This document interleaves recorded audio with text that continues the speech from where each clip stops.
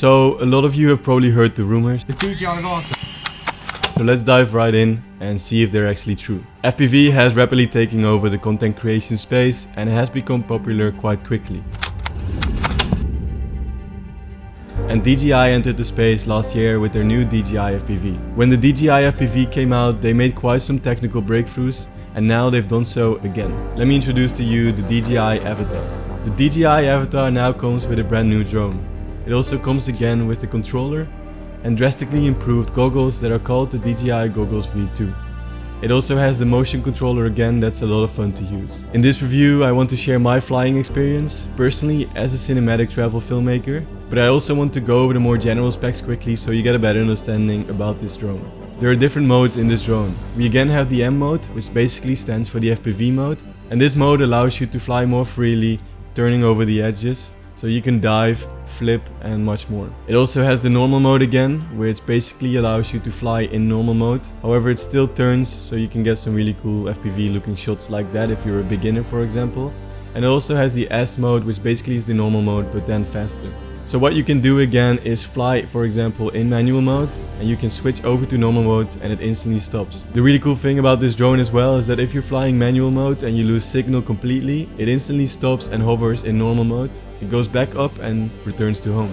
This has saved me many times from crashing the drone, and I absolutely love this feature. It allows me to fly more risky and I absolutely love that. But now let's talk about the camera. The aircraft now has improved in quality. It now has a sensor of 1 divided by 1/7. But it also comes with a camera of 48 megapixels. You can fly in a resolution of 4K 60 and in 2.7K with a frame rate up to 120 frames per second. Personally, I can notice a big difference in the quality compared to the last FPV drone that they released. And I actually found that this image quality held up quite nicely with my Blackmagic 6K when it comes to editing and exporting. The colors of this camera are actually pretty incredible. I absolutely love them. They're easy to grade and I actually fly myself in the Cine-D-like profile.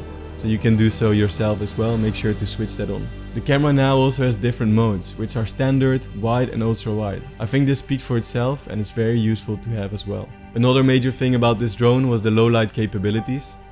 I was actually able to change the ISO up to 800 ISO and still get a usable image. This was definitely not possible before, so it's something that's very important to me about this drone and something that has improved drastically. Especially when flying through these canyons and these waterfalls, it was a big deal. And now one of the most important things, the stabilization of the drone.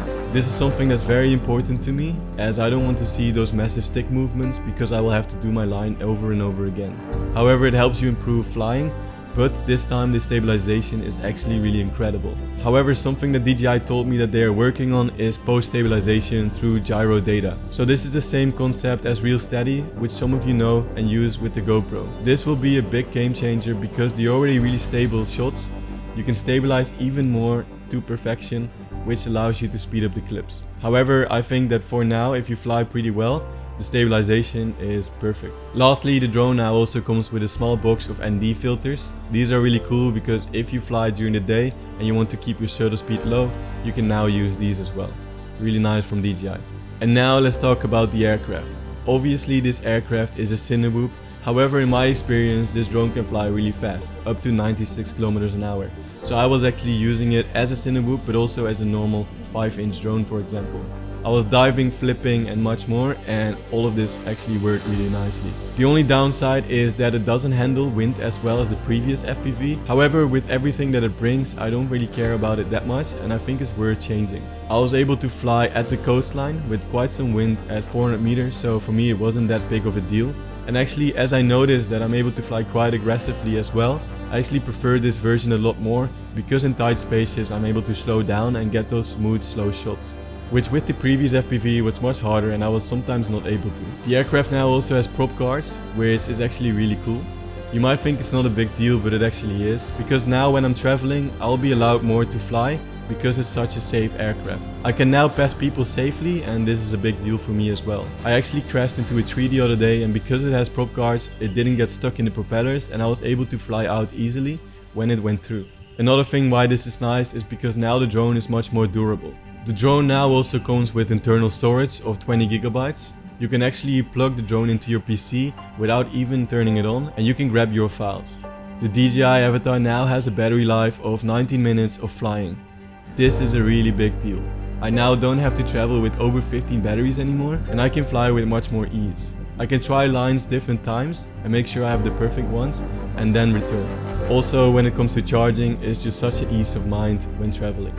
And now let's talk about the new goggles. The new goggles from DJI have noticeably undergone a big technical development. They really have pushed to redesign the first-person viewer experience. They are now lighter, smaller and more comfortable to wear. The DJI Goggles 2 now have an enhanced 10-bit image display.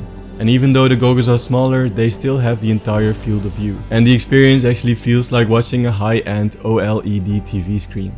There is now also an adjustable system of interpupillary distance. And it also has diopter adjustments. This is allowing nearsighted and farsighted a more comfortable wearing experience and clearer vision. The goggles only weigh 290 grams, and with the new foldable antennas, they are much more comfortable to travel with. They're also much more portable for that reason. This actually saves a lot of hassle compared to the previous ones because I don't have to screw them on and screw them off again, and it also allows me to not lose the antennas or break the goggles. In addition to the DJI Avata, the Goggles 2 also support the Mavic 3 series, and they'll be supporting other series in the future. And with these cinema drones, there's now also a head tracking mode, which allows you to move the gimbal up and down. So in the end, I have to be honest with you guys, and I have the drone myself already, but if I could, I would honestly purchase this drone myself. The reason why I say this is mostly because it flies slow as a Cinewoop, but it also flies as an FPV drone. The image stabilization has drastically improved. The quality is now comparable to the Mini 3 Pro, and if you watch my video on that, it actually looks really nice. The colors are awesome, it's easy to grade, and the only downside I think it has is that it doesn't withstand the wind as much as the previous drones. So that was my review about the DJI Avata. I hope you enjoyed it and you learned something. And if you get it yourself, good luck with flying, send me your clips if you want to. And yeah, thanks for watching, I'll see you in the next video.